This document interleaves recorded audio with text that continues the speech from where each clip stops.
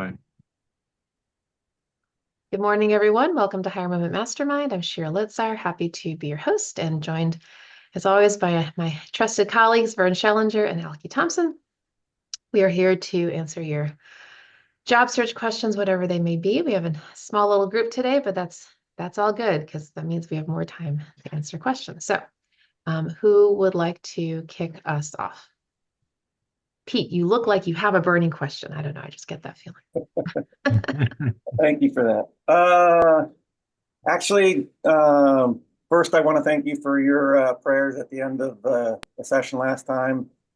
My interview went well last Monday.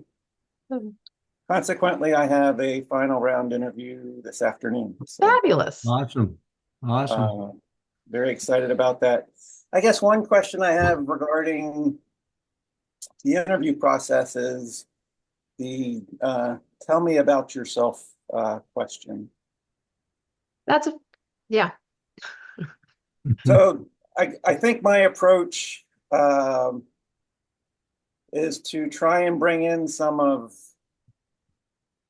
I guess, my why of being, or, that I'm a compassionate person, that I think my why is to serve others. And I like to try and, one of those examples is volunteering with the Scouts. For instance, I had started a Scout with seven Scouts in the troop. Six of those ended up making Eagle Scout, which is the highest rank in scouting. All seven of them made it to became Order of the Arrow members, which is essentially Scouting's National Honor Society.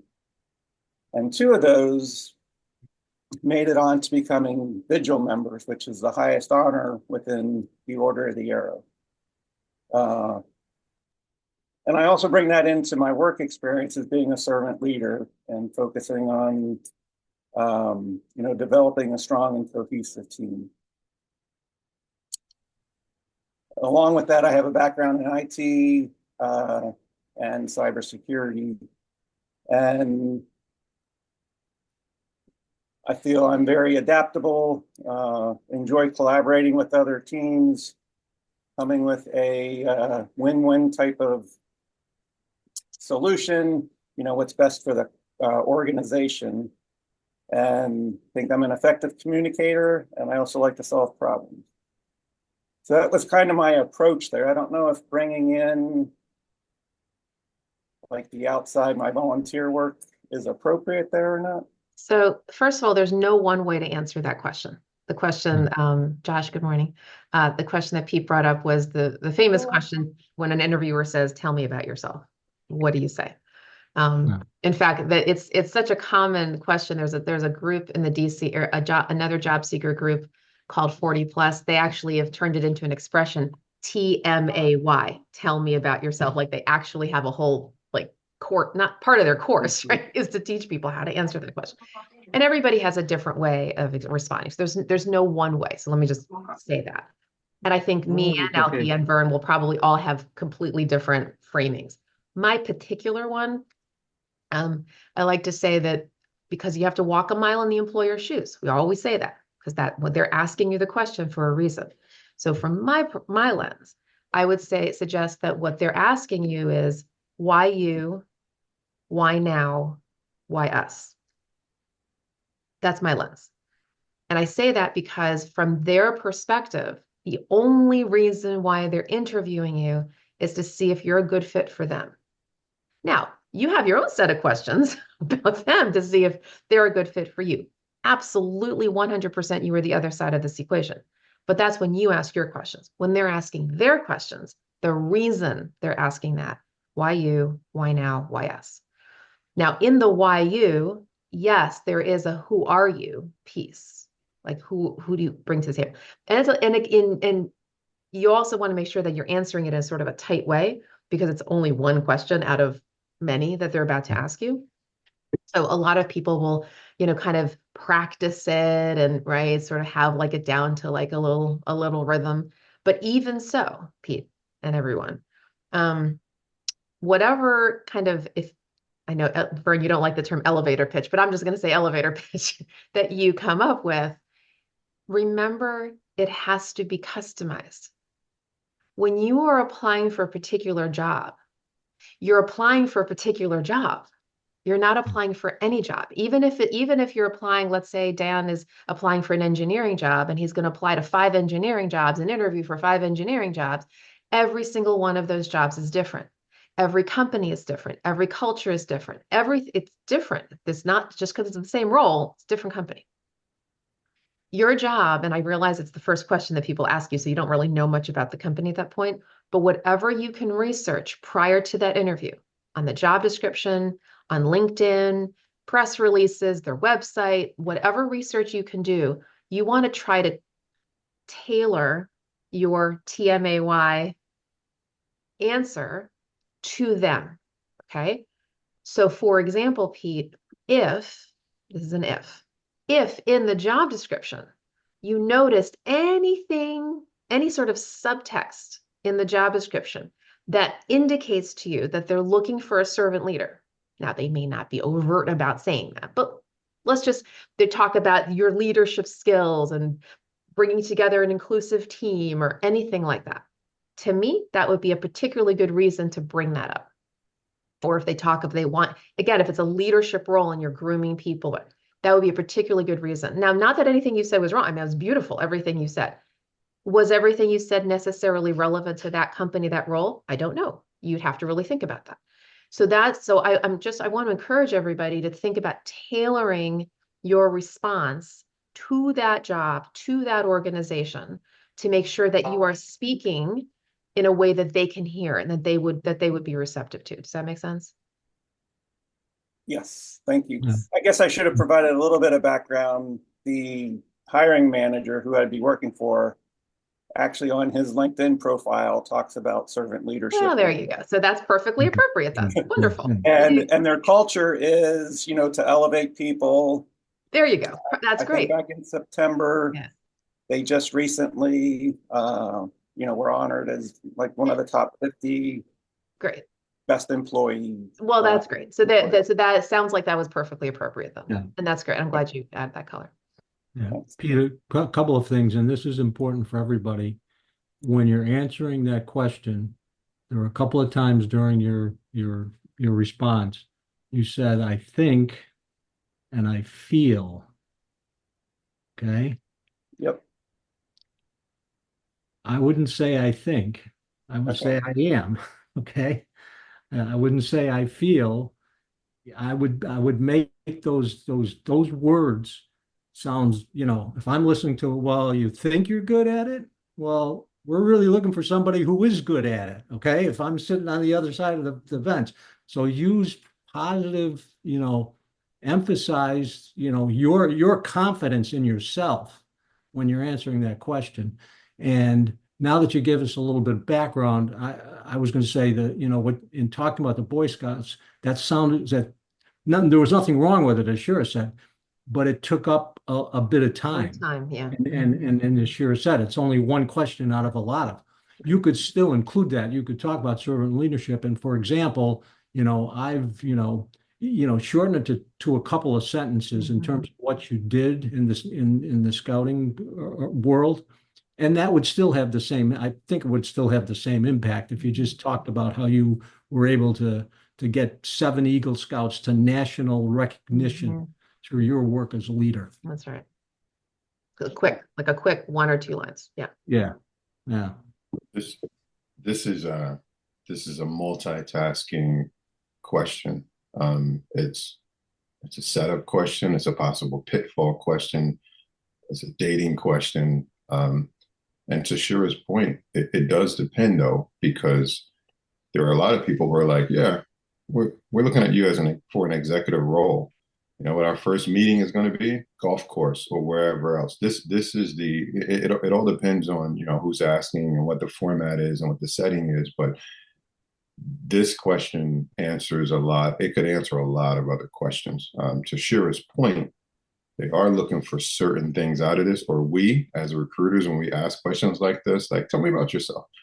Ultimately, it needs to be relevant for, like, I'm thinking in my head as anyone's talking when they answer this question, I'm checking 80 boxes. Like, okay, can communicate, can articulate, personable, truthful, relatable stories. But I'm also hearing, this story is woven into their work that they've done before in the past, which for me, I coach and tell candidates when this question is asked, to Shira's point, you weave in, yeah, let me tell you a little bit about myself in the confines of what it's like to work with me or to have me working with you and to be around you. So there are a lot of different ways to answer this question.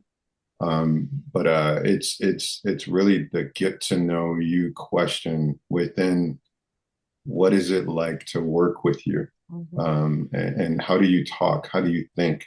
A lot of times they may have already spoken to you once or twice. Sometimes it's the first interview. So to Vern and Shira's point, there is some preparation. And of course, you do want to keep it succinct. It's not an hour, don't give an hour answer, but you're answering a lot of questions potentially. I've seen this be a make or break question for others and for me, just depending on even how you answer this question. So, and one other thing I'd like to add here is what you didn't say, thankfully. You didn't say, okay, I'm just going to walk them through my resume and tell them every place I've worked. Okay, some people fall into that trap, honestly. When an employer says, tell me about yourself, then the person will say, well, in 1924, and they go all the way back to the beginning. The person, they can read your resume. Now, they might ask you some questions. Why did you leave this company, that company? That's a different set of questions. That's like HR questions. That's not what they're looking for. So, Pete, obviously, you instinctively knew that. But with that said, remember my initial framing, again, my lens is why you, why now, why us? In addition to sharing who you are, fabulous, yes, full stop. And what led you here to this interview seat to interview with us? In that regard, you want to have them, you want to sort of do a pull the golden thread through your resume quickly to say, why this? So whatever that is, say, well, as you can see, I've had a progression of, let's say, Dan, Pete, I don't even know what your profession is. Can you just give me three words? IT manager. IT, fine. So as you can see, I've had a progression, with it through my, the IT world, quick, like Fortune 500, blah, blah, blah, blah, right? Quick, fine.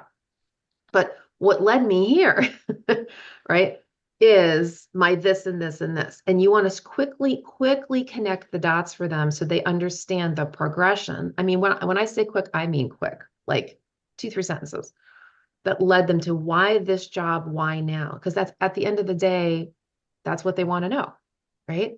Is why are you right? So if anybody's going to wrap up their resume, make sure that you're pulling the right thread. See, because that's going to be different for different companies. And especially, Pete, I don't know your progression, but there might be people on this call who have a more of an eclectic journey, a little zig, a little zag, a little whatever. Make sure you pull the thread through so that people understand what about your background is most relevant and why. It's from a career motivation perspective. Why do you want this role? Again, all this has to be done in a pretty tight way. So I would actually reference your background, but just reference it in a pretty, kind of succinct way. Okay, thank you very much. You're welcome. Tammy, you've been patiently waiting with your hand. Good morning. Morning. Two things kind of came over the transom in the last couple of weeks for me as I'm job seeking. The first is LinkedIn's social selling index. And that's, I understand a lot of job seekers are using it to kind of optimize their LinkedIn profiles and enhance their visibility. And so out of a score of 100, what I'm hearing is that the best practice is that you should be aiming for a 70. And I dropped a link in the chat, and everyone, my understanding was that it was really for the people who were selling stuff. It was a great indication of whether you were getting traction. But now I'm hearing that job seekers are using it and taking their scores, and I've got a way to go because I'm a 58. So if I'm shooting for 70, there's some things that obviously I can do that can enhance my profile and be found.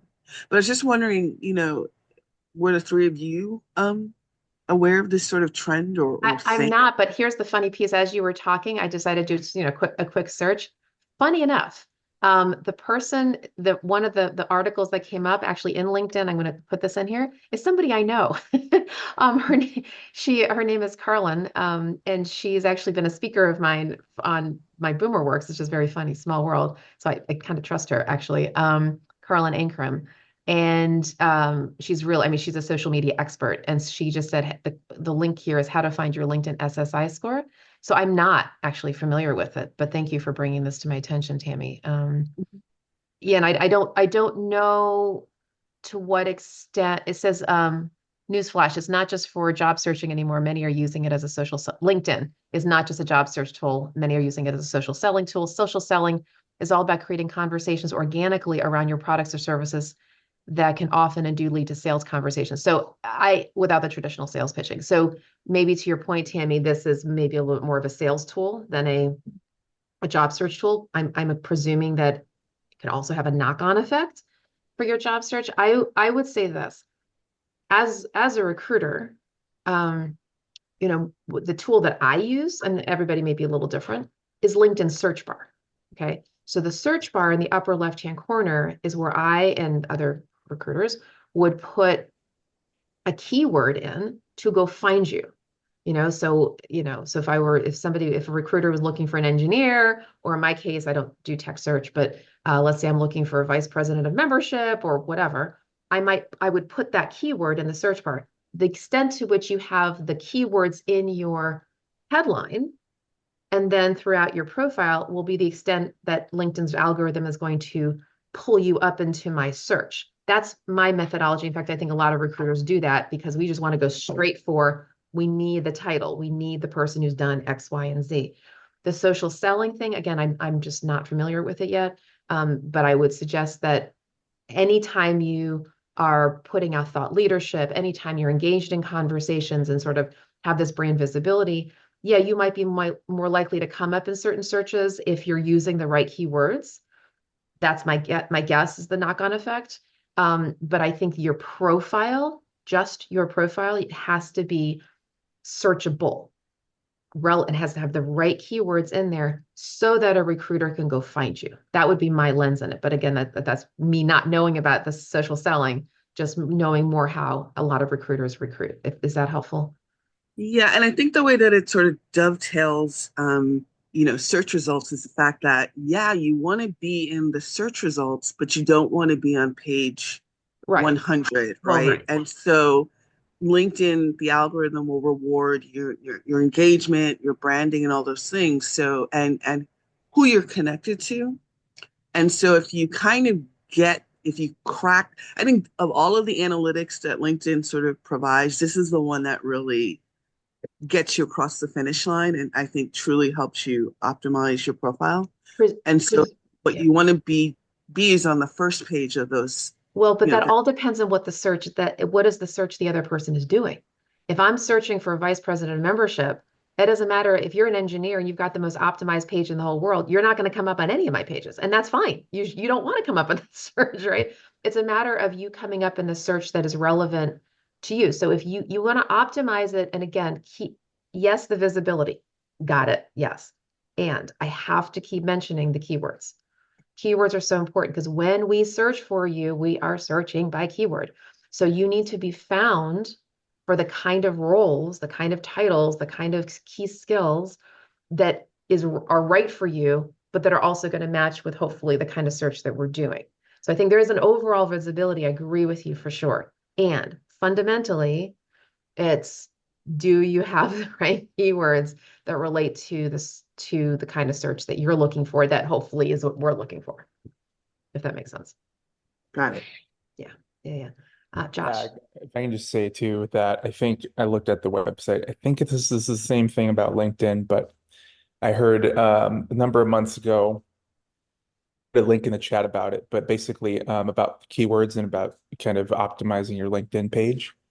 Um, Essentially, how you can go about it is take 30 job descriptions at a minimum of the thing you're looking for. So for me, it'd be marketing analysts, right? Take 30 of those, And then you can kind of compile it into like a word cloud. You get the top keywords out of the 30, which a lot of them you will see certain words rise to the top.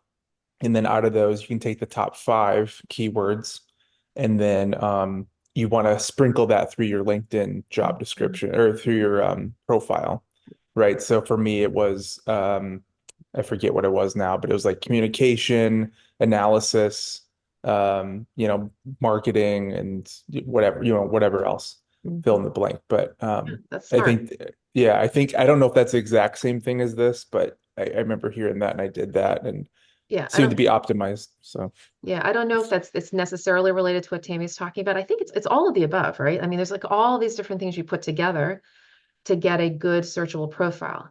Again, I go with the keyword thing, but I think Tammy, I really appreciate you bringing that to our attention because I think it sounds to me like a nice frosting on the cake, and frosting's important, right? We like frosting. Frosting's attractive. It makes us want the cake more. So I think it's probably good for all of us to look at that. So thank you for bringing it. I don't know, Vern or Alki, are you familiar with the social selling No, index? first time I've heard of it, so Yeah. I will check it out. Yeah, yeah. So, Appreciate that. Karen? Did you say Karen? Mhm. Oh, I'm sorry. Yeah. I have been working with another group, and we have been working on a project to get our LinkedIn profiles up, and we have been endorsing people for their skills, which I feel like I've gone back 15 years when endorsements came up, when they first came up and you endorse everyone. Well, they never show up anymore. Yeah. So I am linking into people in this group and endorsing them, and it's a huge project, it seems like, just to get people to endorse you. So the endorsement thing, that's interesting. There's two sides to the endorsement thing. On the one hand, we in the recruiting world don't look at it because we recognize that people are doing that and would endorse people for skills they don't. I mean, I've been endorsed for temporary staffing. I don't do temporary staffing. Like there's just Right. so there is that. Okay. Mhm. At the same time, I did hear, and maybe this is almost to Tammy's point, but I did hear that the more endorsements you have for certain skills, the more likely it is LinkedIn's algorithm is going to pick you up for that Right. skill, presuming that's the skill you want to be known for, right? I've actually had to go in and clean up my endorsements to take out stuff that I just don't do. So it's a bit of a so when you're endorsing people, of course, you're not going to know like all the things that do they do this, do they have this skill or not? So I think there is something to be said for it at the same time. Well, what's the quality of it, and does that person actually want to be known for those things? Because LinkedIn, the thing about LinkedIn is that it will auto populate your profile with skills you don't do. So again, in my world, because I am a recruiter, career coach, I do all that kind of people hirey stuff. So LinkedIn will take my title and it will assume certain things about me, and then put in a lot of skills for people like you to endorse, but you don't know that I don't do temporary staffing. Does that make sense? So that's the only key, the trick to I that. think it's sure it's just one of those things to make you come up higher in the ranks. Yeah. And that's the only thing it does. I can't imagine that someone's going to actually look at your skills and, maybe the first couple, but if you have like a long list, Right. you're not going to look at your skills. Yeah. I don't think it's a bad thing. So yeah, it's an Yeah. interesting angle. Just an interesting project Mm. to endorse people. Yeah. Anyway. It's a thing, to Shira's point, and I think even over time, like back in the day, even me, to Shira's point, I would look and go, like, what, bricklayer? I mean, I have done some masonry before, but like, and then I look at the person and I'm like, but we worked together like at this place and we didn't do anything with bricks there. Like, what is that about? And so it can cloud the waters. But, if you're like a specialist, like he was just saying a second ago, marketing analyst, and there's like some really fine-tuned skills, and then you can go back and look and see that that person worked at the same place. By accident, I peeked at it as a recruiter before. Sure, I didn't mention it. We talk about it a lot on this call. Your references, though, your LinkedIn references will speak louder than skills being endorsed. But I would go back though, to Shira's point, and I've done that in my career too, where I go back and just take a look sometimes and clean up my skills section because a lot of times, yeah, people are endorsing things that you don't even do, and then it kind of it waters down what the potency of your profile. I completely agree. And I have been reassessing the skills that were put there when I first got on LinkedIn in 2006 to now, they're not all relevant. So Right.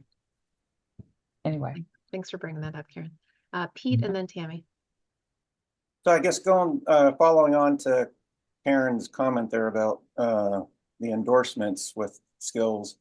Do you know if LinkedIn, like if you take LinkedIn learning courses, oftentimes those will have skills associated with them. Do they get any type of weight in their scoring algorithm? I have no idea. Alki, do you know? I was getting so I'm familiar, but I was going to say I'm curious to hear what Shira says about that. I've seen a lot of those. I will not speak negatively of all these LinkedIn learning courses that I'm seeing. I encourage everyone to better yourself as much as you possibly can. Get any ads that you can add to yourself, your profile, your value, your assets. But I have seen some though, of people I know and don't know, because I'm a big time cheerleader and I'm always like, hey, good job, way to add to your resume. But I do see things sometimes and I'm like, huh, I know them. I used to work with them, or I know them, and I'm like, huh, they just completed a course for how to make paper airplanes or something like that. And I'm like, I see the skill, but for me as a recruiter, knowing them, I'm like, okay, good job for taking that course. But some of the announcements that I see, I guess I'm saying that it's good, but I would probably tell some people there's some that I don't know if they're broadcastable. As big of a cheerleader as I am, I've seen a lot of ones of people that I know, and I'm like, hey, good job for bettering yourself. But on the other hand, I'm like, I also know that they're looking for work or looking for something, and I'm like, that particular one doesn't have the potency. But I do like the fact that LinkedIn is allowing people to cheer themselves on to say, hey, I took a course and I added something to myself. So I'm not taking anything away from that at all. I'm just saying that some of the LinkedIn courses aren't what some people think they are, but I'm glad that LinkedIn does offer a lot of courses. Yeah, so I guess the summary would be intentional about the courses you are going to take. Yeah, well, the other, and I have a very cynical view here. Albert Einstein said, learning is an experience. Everything else is just information. So when you take an online course Yeah. and you listen to it and maybe you take some notes, you've gathered a lot of information. Have you actually learned the skill? Mhm. Are you competent in the skill? Mhm. Can you actually do the skill? And maybe you can on some of the LinkedIn courses. I don't know, but I know the vast majority of courses that you sit through on the web, you're just accumulating information, and that information is going to be lost to you in 24 to 72 to 80 hours, whatever it is. There is a thing called the forgetting curve, and we forget. That's the way our brains work. So unless that course is really having you do exercises, practice with someone else, the skills, it's nice to have it there. But and for a lot of people, they just say, "Wow, wow, they look at all the courses they took. That's great." Well, again, can you actually perform the skill, which is really the bottom line. It's a great point. Thank you. Tammy and then Josh. Sure. To Vern's point, I think the one thing though that gives people a lot of ROI, and especially if they incorporate it in their job searching or productivity, is AI. That's the one thing that, I think most employers right now want to see that you are developing sort of an expertise in, and they're going to want to know how you're using it.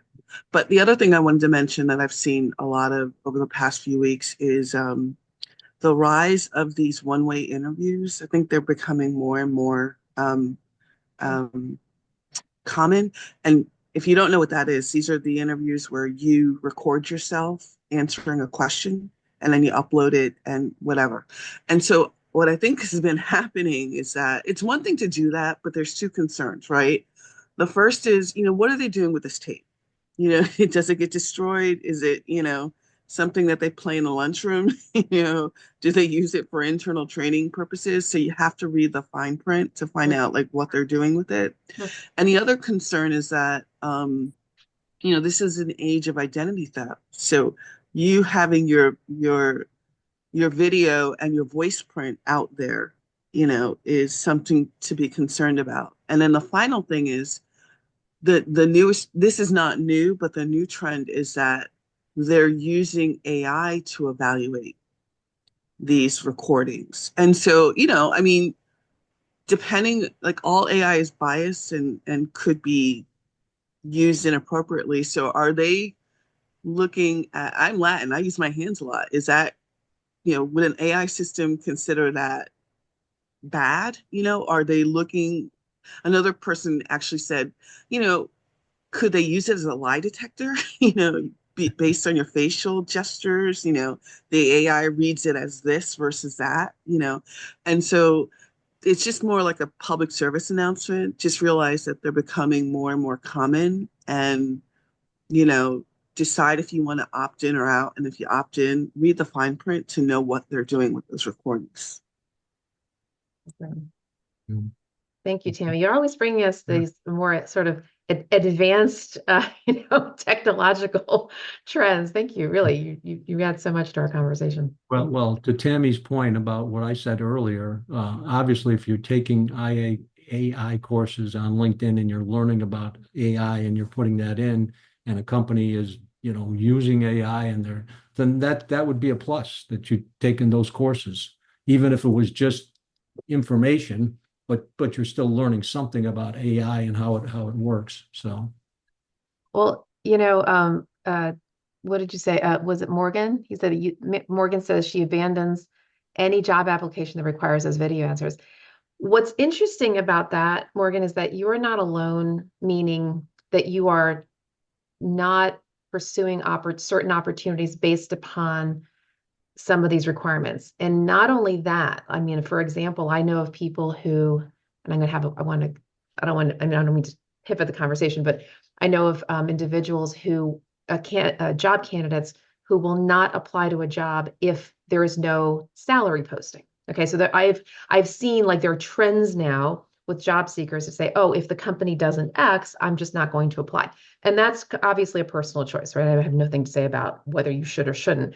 I'm just noticing it from a recruiter's perspective that unless we know that there are these trends going on, that the candidates are, not showing up because of something that we're doing or not doing, I think that's a very interesting thing. And so actually, I will tell you that when you all say things like that to me, I'm sure to Vern and Alki, we then can pass it, and I do actually sometimes pass it along to the employer. So thank you, actually, seriously, that we're having this kind of public forum and you're sharing things like that. That gives us real world understanding as to what your experience is, so that maybe we can then help shape kind of how employers are doing things. So this is actually a richer conversation than you may realize, that we can actually pass it on. So thank you for all that. Werner, Alki, any comments before we go? One of the things that I would say, Shira, is for all the time that I was in HR and we were recruiting, my focus was on making the recruiting process as professional as possible. Whether you were the one that got the job or not, I wanted every candidate to feel like, they were treated fairly, that we were responsive. And that just reflects, to me, it reflects on the organization in terms of the way that they do things. And a candidate who comes in second is maybe somebody who gets hired by that organization a year from now. So, but all organizations are different. Every culture is different. And, I've seen everything from really bad recruiting to really good recruiting. By the way, Vern, sorry, I'm going to pull a quick thread. You just said the candidate who comes in second could get hired a year from now. Or, as happened to me the other day, I'm doing a search and I reached out to an executive and said, oh, do you know of anybody? He goes, yeah. He goes, we just filled a position. I'd like to refer to you our number 2 candidate. Yeah. He referred me this guy, and now I'm going to be interviewing him next week. Right? Seriously, Yeah. that could lead to all other kinds of other things. Yeah, yeah. Yeah. Mhm. That's great. Josh? Joshua? Yes. So I had another question. You guys brought up another one for me, so I'll go there. I don't know if you guys have had this experience, but I have noticed with salary and them posting salary. Mm. Um, Here we go. oh yeah, yeah. It's So, all finger. well, I've noticed I had this one time, and I've seen this in other places too, where it seems like they give you a certain number. Sometimes they'll even post it on the job itself, or it's through a recruiting situation and they kind of give you a higher number and then they come back to you sometimes in that first interview, most often in the first interview, and they give you a lower number. Um, Obviously and frustrating from our end. Why is that? I think I know why it's happening, but Wait, is say there that again, like, Josh. Say that last thing about the higher and the lower. I want to make sure we're all getting what you're saying. yeah, so if for example, I guess the one that comes to mind is, let's say they give you the position says it's $50,000, Okay. right? Or whatever the number is. And then I get in the interview and they're like, yeah, this is for 40. So Would you willing you're to saying on the, accept? make sure I'm clear. On the job posting, they put one number. They didn't put a range. They put one number. Is that right? Well, it might be a range from No. five, There's a very big 5,000. distinction. There's a very big distinction there. No, seriously, that's what I'm trying to clarify. Some Okay. employers will put a number. Some employers will put a range. Okay. So if they said the job was 50 to 70, okay, that's different than saying it's 70 or it's 50. So Well, in this your, was outside the range though. So it was probably like 70 to 75. And then they told me like, yeah, this will be like low 60s in the so interview. the job, again, make sure I'm clear. On the posting, it said, I'm making this up, it said 70 to 75. But then in Yeah. the interview, they said, oh, it's in the low 60s. That's what you're, Yeah. that's interesting. Yeah. Yeah, that I don't I know what's almost going on yelled with at that. him, chewed him out. I was like, "You kidding me?" But And did you you say, know, but on the posting, it says 70 to 75? I was too nervous to even mention it, so Okay, I didn't do you anything. just be I should have. aware. Yeah. Yeah, and I'm not quite sure that I don't have any response for because that's Yeah. I don't know. I do, but go ahead. Oh, please, Alki. Go ahead. Yeah. Well, I'm sure you're going to cover what we normally cover. I'm going to let you handle the part about just posting ranges Yeah. and all of that and pay Yeah. transparency. But Okay. that particular one, because for me, and I've been on the other side of the table, and we all do as recruiters, we have to talk to them like, who am I looking for? What's the budget and all that type of stuff. We have all those conversations. And we've gotten answers from A to Z as well. And we try to coach to our prior question. We try to coach like, hey, this is how you should approach this. This is where candidates are today. No, don't post that, post this. That particular situation, I've seen that one and several other ones. I'm sure is going to talk about like what a true range, posted range means and all that. But sometimes, yeah, they'll just throw a number on there. And a lot of times they're like, we're praying. They don't say we're praying this doesn't get to that number, but we're going to throw it out there because, yeah, like way somewhere in a back closet, if we need to go in the back and a candidate gets us there and we begrudgingly get there after 7 weeks of interviews, talks, and counteroffers and negotiations. Okay, we'll go in the back and we'll pull out 70 to 75. Sometimes though they post that, and it's not everybody does it, but some will post a number like that, having no intentions of ever getting there. It's to attract certain candidates and to get good candidates in, and then they give you the real deal. Now, again, that's not necessarily a high number of companies that do that, but some do that, meaning they post a number that they never intended to talk about ever.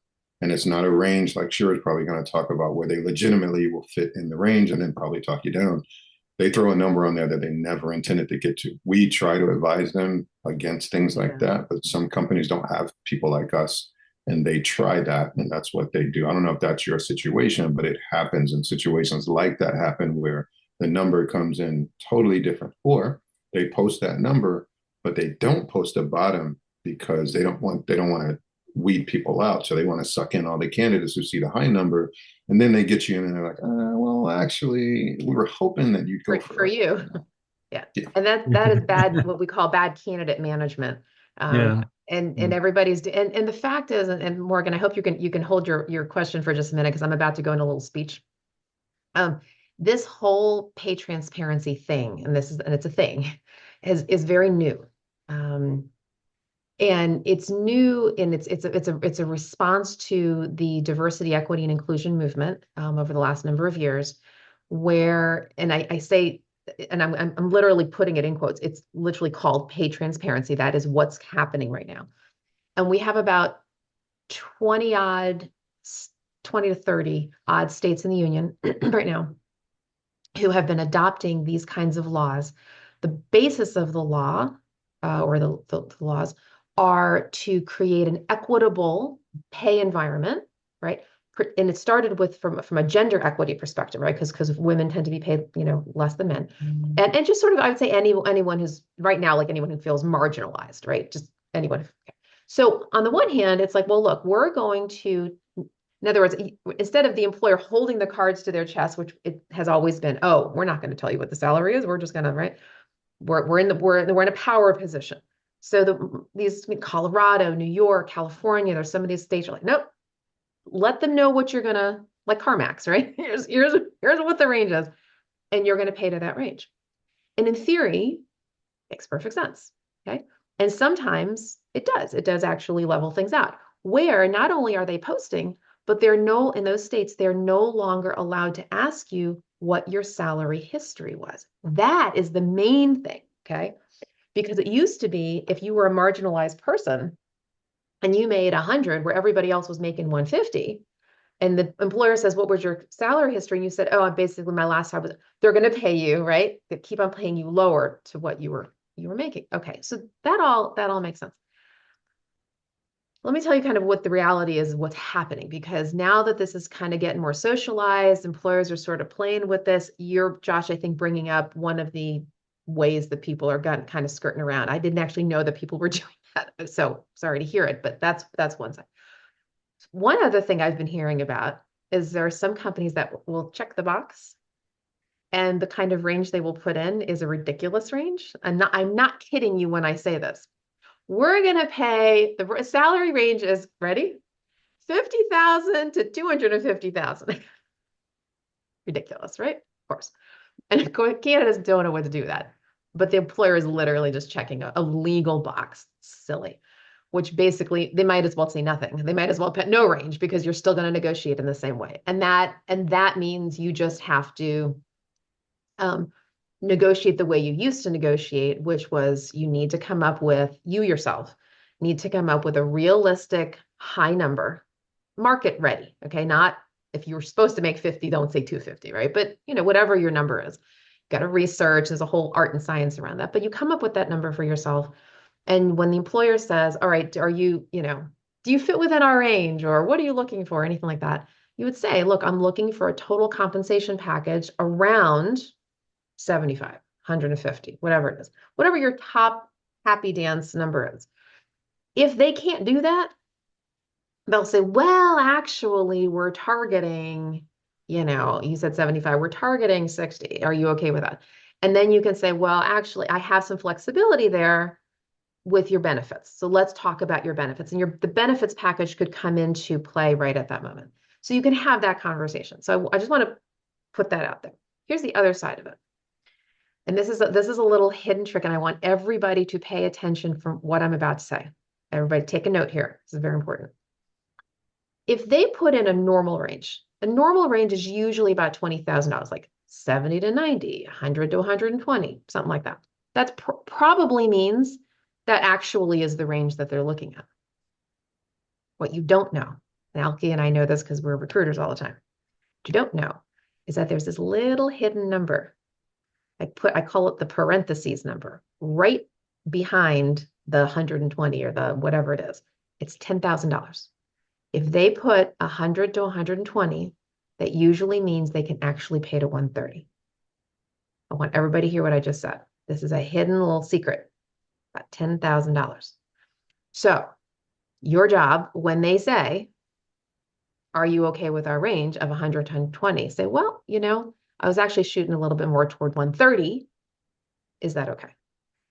130 actually is in their budget. but they're trying to get away with, and it's just a business decision. I'm not judging them for it. It's just what people do. They're trying to get away with, can we attract people in this range? But they have this little extra bit that they can negotiate with. And maybe even a little bit more than that. But please know, typically speaking, what the range is not, unless they say firm and final. Unless they say in the job description, that is the top of the range, or they'll put in a number. They'll just say our target compensation is 120, and that is the final, or what, some language that gives you the indication. Even then, I would still push, but they might be indicating. But here's the other side of the whole thing, and then I will end my speech.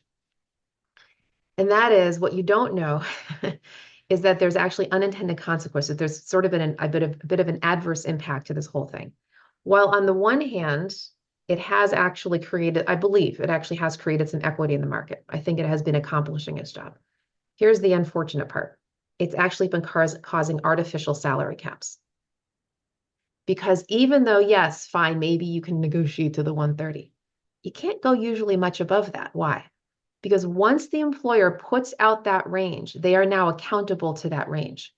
Internally, when other staff see that range, if they said 1 to 120 and somebody found out that you were actually paid 200, they're going to have egg on their face. HR can't do that.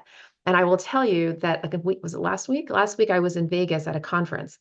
I was giving a presentation to a group of professional women and teaching them how to negotiate. And this was part of the topic that I brought up. And before that meeting, before that presentation, I did a focus group of a sample of these women. And I was telling them this very thing. And one of them started laughing. And she goes, Shira, she goes, let me tell you, she goes, I have a friend who works for a Fortune 500 company. And she said, because of this sort of artificial range and people can't negotiate, it's like CarMax, like you just can't negotiate above. She said, this Fortune 500 company is laughing their way to the bank. They are saving millions of dollars because they don't have to negotiate with candidates the way they used to.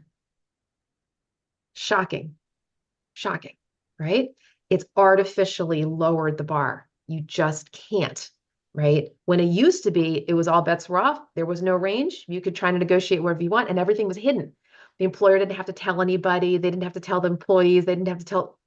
It was just between you and them that you negotiated $50,000 more than what they were. But now it's capped. So with all of that said, that's part of why I'm letting you know about this little parenthesis number, because I want to give you the best advantage possible to get as much as you can, when the reality is they're trying to keep everything very tight. So that is my speech. I'm glad it's recorded so you can look back on and reread this. Josh, was that helpful? Yes, it was. Thanks. Yeah. Vern may want to add to this. I'm going to jump you for a second just because of what Shira said. Two things. One thing I put in the chat, and Shira always says this: if you want to get any job and any bump in that bonus cushion, 10,000 or whatever she's talking about, 10, 12,000, whatever that, usually it's somewhere between, they're 8 to 15,000, somewhere in there. But most companies are only giving that to people who hit every single checkbox that they're looking for. And then you have to offer bonus on top of that of your value. So you can't come in the door like meeting 40% of the job requirements and saying, oh, no, I want the top of the range. Right. You don't even sound good to them at all. Like you understand, how compensation is done. So the people who can even ask for that or expect it or push for it, again, there's some exceptions to the rule, but for the most part, and we're saying this as recruiters, I mean, you can humbly mention things like, or questions, hey, what's the top of the range? But if you are like in a demanding mode or like, hey, no, I want to hit a little higher, you better be worth it. You need to be everything they're looking for and then some, because they're basing things on value, number one. And then on number two, what Shira just said, internal equity, which a lot of candidates don't know about unless you've been a manager before, or you work with a company who explains and does grades and all those types of things. I'm sure Vern can talk to that, but I've worked with a lot of internal equity situations too. And a lot of candidates don't ask this question. And to be honest, I don't even know the best way to frame it at this moment, but you should also try to figure a way to find out about how their compensation is structured right now. To Shira's point, like some companies, they're on par. Their people are on par. They're on pace, and thus they can throw numbers out and offer more. And then there's some companies, they do this because it would bust their budgets to hire certain people and hire certain ranges because they have a problem with their grading. They're 5 years behind the market or 3 years behind. So I don't know all the ways. Vern, sure, Mike can tell me there's ways to find out like how companies where they are with their internal equity. I But don't, if they're I off, don't, I don't know of any ways, Alki, because that's yeah, a bit of like hidden secret sauce for yeah, HR. it's internal Yeah, it's usually. very internal. I don't imagine that I'd be very surprised, frankly, if there's any way to really figure that out. But there's two things. First of all, quickly, I noticed that Karen, you put in the chat, does that include total compensation? No, that's completely separate. Salary is salary, total comp is total comp. In other words, when people talk about pay transparency and all these things, they're literally talking about base salary. All the rest of that stuff, total comp, incentive compensation, bonuses and benefits and all those things, that actually you can negotiate. Those are sometimes those are things that are not, to my knowledge, not part of the pay transparency. Pay transparency is salary. Okay. The other thing I want to mention, Alki, to your point, you said, okay, you have to be worth it. There's another piece here, and I want everyone to listen to this piece too. Your job search is an emotional journey for you, right? It's an emotional journey. For the employer, it's a business journey. For you, it can be, I should say, an emotional journey. I want everybody to hear what I'm about to say. When you look at a pay range, please manage your expectations to the bottom, not to the top. I want you to push for the top. I want you to push beyond the top. I don't want you to expect it. You've got to manage your emotions. This is as much psychology as anything else. It's why I say to the employers when I'm recruiting, I'm like, if you want to post, like you should post something. I usually ask them to post a number. I said, if you're going to post a range, I say, look, most job candidates are psychologically going to put themselves at the top of the range. I want you to pay that. Okay. That's me just coaching. I'm sure Alki does the same thing. But from your perspective, you don't know that that's going to happen. In fact, if anything, Josh, you said, oh, well, they actually are trying to pay below the range, which is ridiculous. But even so, if they say 50 to 70 or 100 and 120, whatever, you psychologically expect the low, shoot for the high. If they don't give you the high, please don't feel lowballed because there are so many reasons, to Alki's point, that go into what they are going to offer you that have nothing to do with it's not personal. And the slide I should probably pull up for you guys that when I did in my presentation, I said, your net worth is not the same as your self-worth. People connect the two. They say, oh, I deserve, or I should, and they'll connect their money, right, what they're being offered, to their self-worth. One has nothing to do with the other. Your net worth has to do with business considerations. They will pay you whatever they believe you and the role are worth. Your self-worth is, are you making an impact, right? Are you contributing? Are you, right? As I would say, and I think some of us from the call would say, are you advancing God's kingdom? Like, are you making an impact in the world?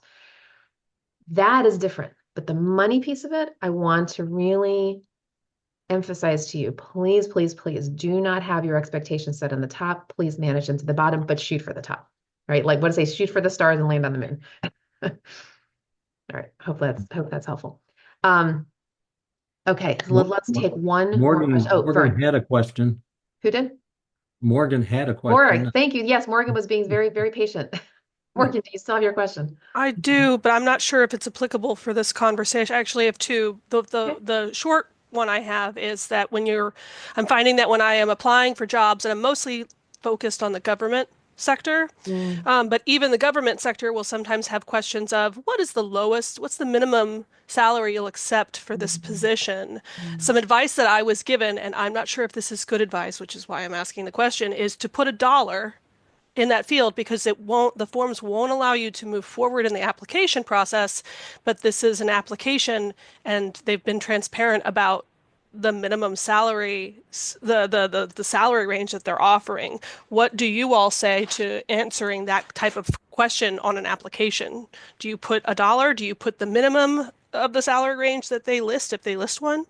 When you say $1, Morgan, make sure I'm understanding, do you literally mean the number one, like $1? Is that what you mean? Correct. The Um, question is, what is the minimum that you would accept for Oh, this I see. for And this job? in order to kind of kick the system into gear to at least, right, so that you're not, Move forward, right? that's interesting. I've never heard Uh, anybody say that actually. Yeah, Alki, do you have a thought on that?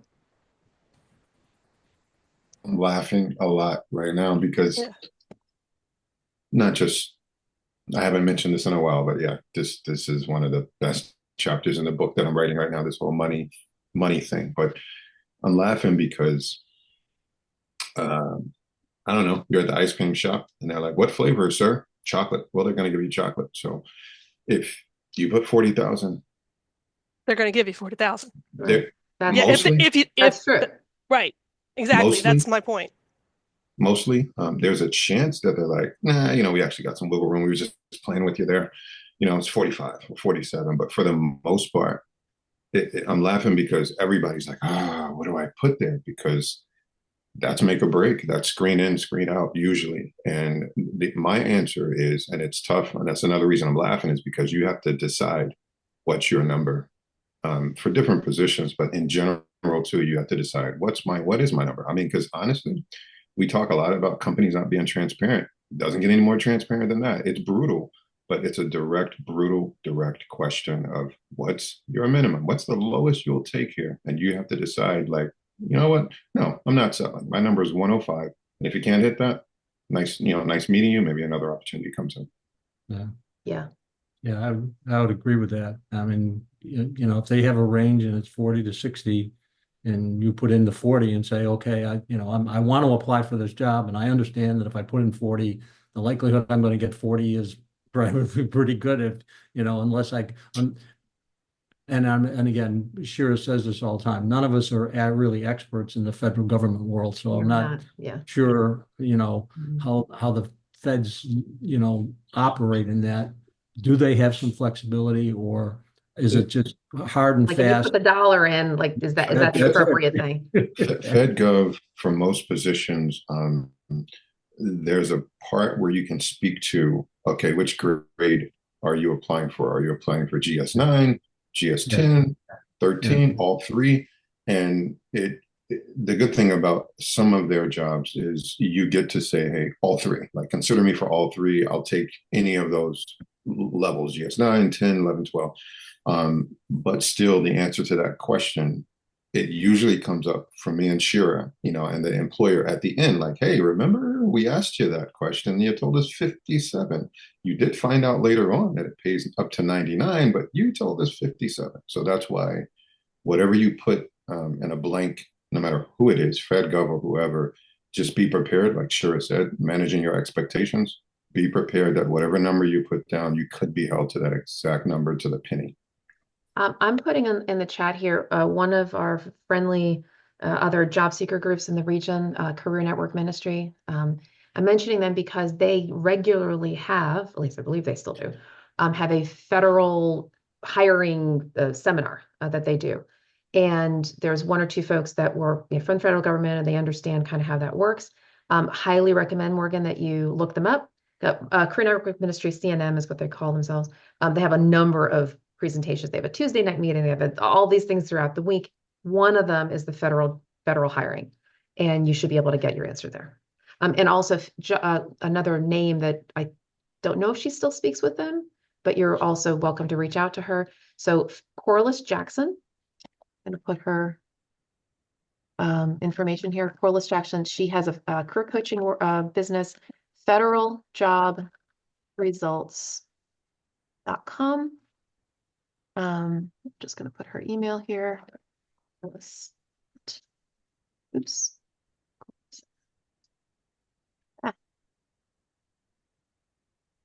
Okay.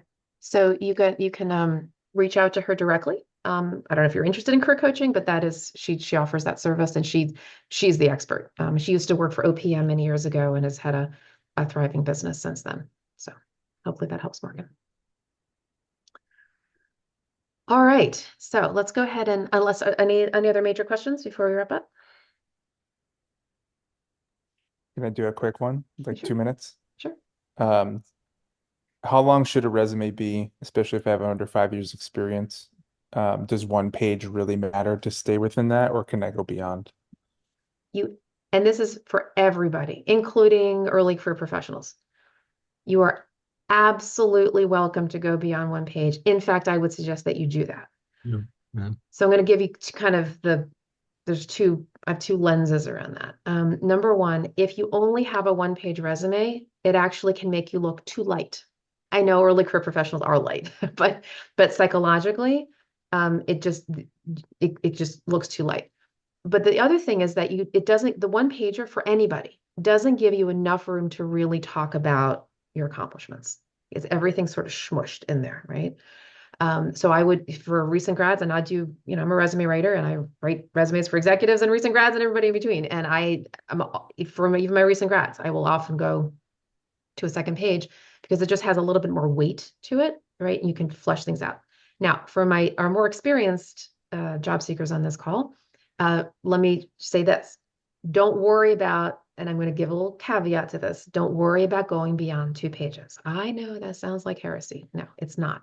The whole 1 to 2 page thing was back in the days of pre-internet, pre-email. We were faxing, we were mailing, licking envelopes, all that stuff, because recruiters you were giving a recruiter a physical piece of paper. And recruiters didn't want to have to go through page 1, 2, 3, 4, 5, whatever. And by the way, the cover letter was literally the letter that covered the resume. Now it's a separate document. That's a different story. Anyway, the point is that you don't have to stick to 2 pages anymore. But let me give you a little caveat to that, okay? If you are in the private sector, now, not government contracting, and not higher education. I'm putting those 3 aside. Government contracting, and education does not fit the category I'm talking about right now. If you are more senior person, you could absolutely go into 3 pages. Not a big deal. Why? Because employers are scrolling now. They're not physically reading any more paper. So if you go to 2nd page, 3rd page, would I go into a 4th page? Probably not. And only because then you're already probably sharing too much information. You need to have, your resume still needs to be concise to a level. And so if it meant, for example, let's say that your major information is on page 1 and 2, and on page 3, you've got your education or awards or affiliations, that kind of thing, that's fine. So your resume still has to be a bit concise, but don't worry about smushing everything into 8-point font, and you've got to keep it all into 2 pages. Now, with that said, if you are in one of the 3 categories I just mentioned, yeah, they actually want you to tell them every time you tied your shoelaces. The government has a whole format that's very different than private sector. I mean, I'm not kidding you. I mean, it's truly everything you've ever done, and it's multiple pages. Government contractors actually often will want that too, because they're submitting your resume to the government. So they need all that information. Higher ed, they call it, as you might know, a CV. And that's all the publications that a person's ever done, right? So those are a separate category. So don't worry, Josh, about going to the 2nd page. I think it's fine, great, do it. For more senior people, it's fine if you go into a 3rd page, not a big deal. Okay, that's my speech. Does formatting matter? Yes, 100%. Even if it's like cut off at the end a little bit, or do you just want to have like a half page minimum? What if it's just a little bit for a 2nd Fine. page? No. Don't feel like you have to, it's a page and a half. No, absolutely. Yeah. Okay. In other words, no, you definitely don't have to go down to the bottom of the page. No. I mean, I have one where it's a page and then just a little bit of, know, well, if it's like you 3 lines, then yeah, you probably want to push it back up to the, okay. That's a little bit of a, yeah, I would say anything, if it's like several lines, try to push it back to the other page. If it's more than that, then, feel free to have Got it. it. Yeah. Got it. That's a whole other conversation we can have about formatting. Next time. Yeah. Formatting is one. I don't want to cheat time, sure, but I did want to throw in my joke on this is you go into the doctor, you have a serious problem, and they give you the sheet to fill out to tell you what's wrong with you. You don't want to scribble scratch that if you have a serious problem. If you want help, you want to try to make this clear as possible so they can see exactly what's going on with you. And that's what you want to do with your resume and your formatting. That's my coaching advice, is nice and neat, as clear and easy to read and understand as possible. Yeah. And no 8-point fonts and no 10-point fonts, rather. Just keep it. Yeah. You have to design it well and focus on accomplishment stories, not job duties. I know we're not going to go into a whole resume conversation right now. But please accomplishment stories in underneath each of your jobs. Don't just have, I did this, I did this, I did this, I did this. Make sure that they're accomplishments. Metrics would be great. You don't necessarily have to have them, but you need to show what you actually accomplished. Okay, so with Thanks. that, this is a great conversation. We're going to go ahead and wrap up. And I'll formally stop the call. For those of you who want to stay on for a short prayer call that I'm going to be leading, you're welcome to do that. For everyone else, look forward to seeing you all in a couple of weeks. And feel free to refer your colleagues. Oh, and I should remember to continue to do this, but I'm going to put in to the chat the link to the videos. We've been having this call since August of 2020, and we all know what was happening around that time. That's why I started it. And we used to have it every week. Now we have it every other week. So we've been having it every other week since this past February. So feel free to avail yourself of that page and go and watch the videos. Again, share with your colleagues. We are open to anyone who would like some job search help. All right. So have a blessed day, everyone, and look forward